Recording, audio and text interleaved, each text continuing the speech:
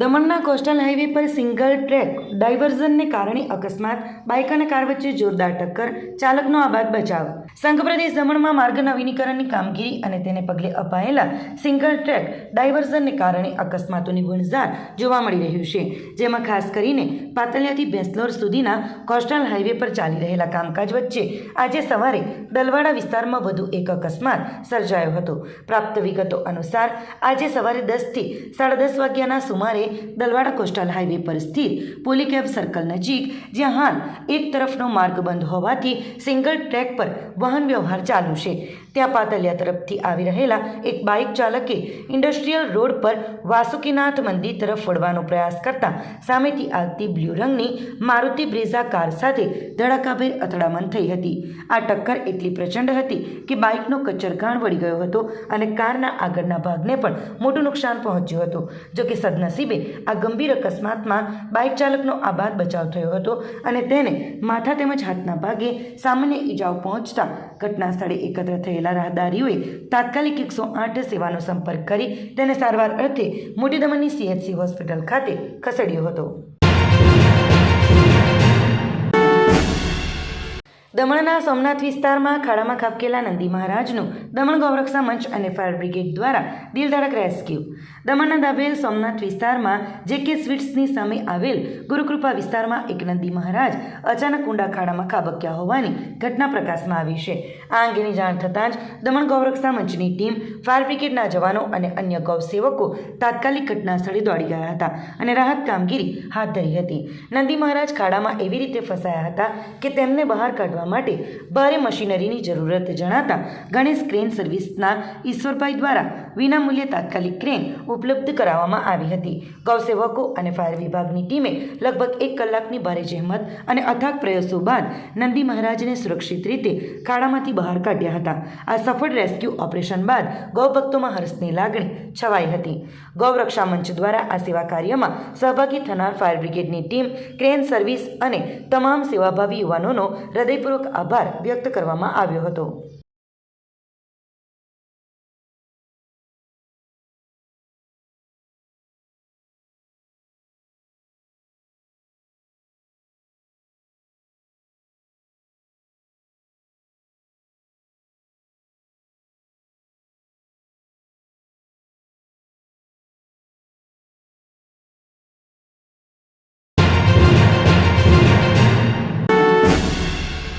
દાદરા નગર હવેલીમાં દીકરીની સુરક્ષા મુદ્દે જનાક્રોશ, 21મીએ પ્રદેશ બંધનું એલાન. દાદરા અને નગર હવેલીમાં મહિલાઓની સુરક્ષા અને બહારના રાજ્યોમાંથી આવતા અસામાજિક તત્વો દ્વારા વધતી ગુનાખોરીના વિરોધમાં સ્થાનિક સમાજ એકતા મંચ દ્વારા દીકરીની સુરક્ષા સમાજની જવાબદારી વિષય પર એક મહત્વપૂર્ણ બેઠકનું આયોજન કરવામાં આવ્યું હતું, જેમાં સર્વસંમતિથી આગામી 21મી તારીખે દાદરા નગર હવેલી બંધનું એલાન આપવામાં આવ્યું છે. પ્રદેશના સાંસદ કલાબેન ડેલકરના પરિવાર સાથે બનેલી તાજેતરની ઘટનાનો ઉલ્લેખ કરતા કોંગ્રેસ પ્રમુખ અને સ્થાનિક આગેવાન પ્રભુ રત્નાએ જણાવ્યું હતું કે જો પ્રદેશના સાંસદનો પરિવાર સુરક્ષિત ન હોય તો સામાન્ય નાગરિકો અને બહારથી રોજીરોટી માટે આવતા શ્રમિકોની દીકરીઓ કેવી રીતે સુરક્ષિત રહી શકે.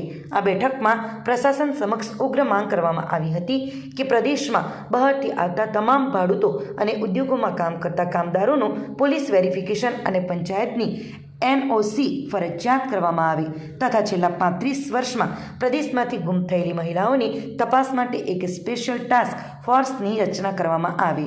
સ્થાનિક આગેવાનોએ ચીમકી ઉચ્ચારી છે કે જો પોલીસ અને વહીવટી તંત્ર દ્વારા 15 થી 20 દિવસમાં આ મુદ્દે કોઈ નક્કર પગલાં લેવામાં નહીં આવે અને દીકરીઓને ન્યાય નહીં મળે તો આગામી સમયમાં સમગ્ર સમાજ રસ્તા પર ઉતરીને ઉગ્ર જન આંદોલન કરશે.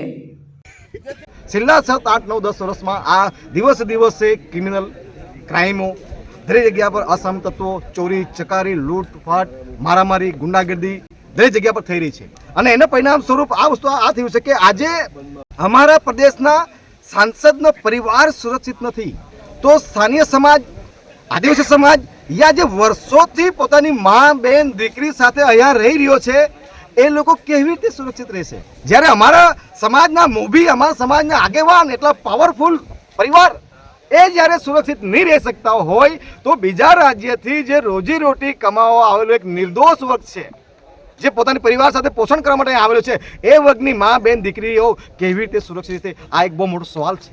આવનાર 21 તારીખે તમામ અમે વેપારી ભાઈઓને અપીલ અને નિવેદન કરીએ છીએ કે પોતાની મા બેન દીકરીના સન્માનમાં, એમની સુરક્ષા માટે દરેક વેપારી ભાઈઓ સ્વયંભૂ બંધ કરીને 21 તારીખે અમારા સાથે રેલીમાં જોડાઈ અને સાથે પ્રશાસન સાથે જિલ્લા પ્રશાસન અને પોલીસ પ્રશાસનને નિવેદન કરી, જે ચર્ચાઓ કરી એ મુદ્દા પર અમે આવેદનપત્ર આપીશું. અને આ બાબતમાં શાસન પ્રશાસનને અમે 15 થી 20 દિવસનો અલ્ટિમેટ બી આપશું. અને 15 થી 20 દિવસમાં અગર પ્રશાસન પોઝિટિવ વેમાં, સકારાત્મક રૂપે અમારા સાથે ચર્ચા કરવા તૈયાર હોય ને એનામાં પગલું નહીં ભરતું હોય તો આવનાર સમયમાં આખા નગર હવેલીને અમે રોડ પર ઉતારવાનું આહવાન કરી દઈશું. કારણ કે હવે પાણી માથાથી ઉપર આવી ગયું છે. હવે અમારી મા બેન દીકરીઓ પર હાથ નાખવાનું શરૂ કર્યું છે. એ હવે દાદરા નગર હવેલી, અમારા લોકો, અમારા પ્રદેશના લોકો હવે અમે બરદાસ્ત નહીં કરીએ. પાટી તાલુકાની પોણિયા ફળિયા પ્રાથમિક શાળાના શિક્ષકોએ સરકારી શાળાના બાળકોને હવાઈ મુસાફરી કરાવીને શિક્ષણ જગતમાં એક નવી મિસાલ કાયમ કરી છે.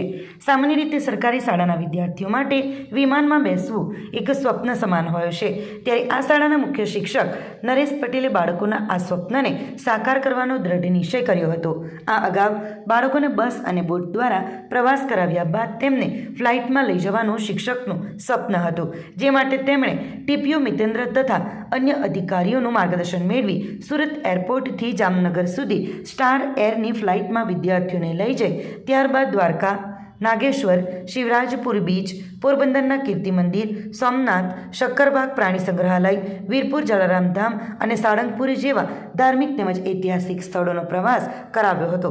આ સમગ્ર પ્રવાસ પાછળ અંદાજે 1,35,000 રૂપિયા જેટલો માતબર ખર્ચ થયો હોવા છતાં શાળાના 2 શિક્ષકોએ બાળકો પાસેથી એક પણ રૂપિયો ફી લીધા વિના સંપૂર્ણ ખર્ચ જાતે ભોગવીને આ પ્રવાસનું આયોજન કર્યું હતું. હવાઈ મુસાફરી દરમિયાન બાળકોનો ઉત્સાહ ચરમસીમા પર હતો અને સીટ બેલ્ટ બાંધ્યા હોવા છતાં તેઓ ખુશીથી ઝૂમી ઉઠ્યા હતા. તો બીજી તરફ પોતાના બાળકોને વિમાનમાં મુસાફરી કરતા જોઈને મધ્યમ વર્ગના વાલીઓ પણ અનેરો આનંદ અને સંતોષ જોવા મળ્યો હતો. આમ આર્થિક રીતે નબળા વર્ગના બાળકો માટે આ શૈક્ષણિક પ્રવાસ આત્મવિશ્વાસ વધારનારો અને જીવનભરનું સંભાળનું બની રહ્યું છે.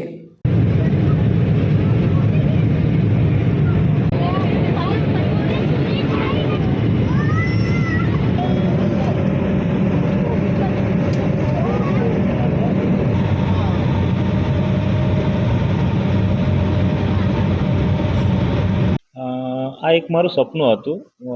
બાળકોને બાય રોડ પ્રવાસ કરાવ્યો હતો, વહાણમાં પણ કરાવ્યો હતો અને એવું હતું કે ચાલો એક વખત એમને બાય ફ્લાઇટ પણ આપણે પ્રવાસ કરાવીએ. આ મારું સપનું હતું.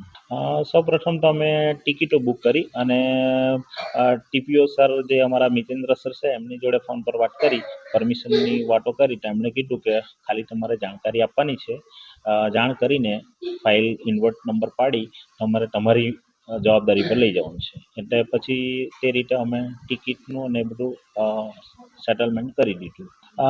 એકચ્યુઅલી ખર્ચ 1,35,000ની આજુબાજુ થઈ ગયો, પણ અમે બાળકો પરથી એક પણ રૂપિયો લીધો નથી. એ અમે જે શાળાના સ્ટાફગણ છે, અમે 2 જણા છે, વર્ગશાળા છે, મારી નાની શાળા છે, 2 જણા થઈને આ ખર્ચો ઉપાડ્યો છે. બાળકો ને તો એટલી ખુશી હતી કે એ લોકોના સીટ બેલ્ટ એ લોકો માર્યો હતો, છતાં પણ એ લોકોની ચેર ઉપર ઉછળકૂદ કરતા હતા. એમ સીટ બેલ્ટ તોડું કરી નાખે એટલી એ લોકો એમાં એનર્જી હતી અને એમ ઉત્સાહ હતો. અને એનાથી વધારે ઉત્સાહ એ લોકોના વાલીનામાં હતો. મેં જે દિવસે વાલી મિટિંગ રાખી હતી તે દિવસે વાલીઓ અમે પણ નથી ફર્યા, પણ મારા બાળક જઈ રહ્યા છે.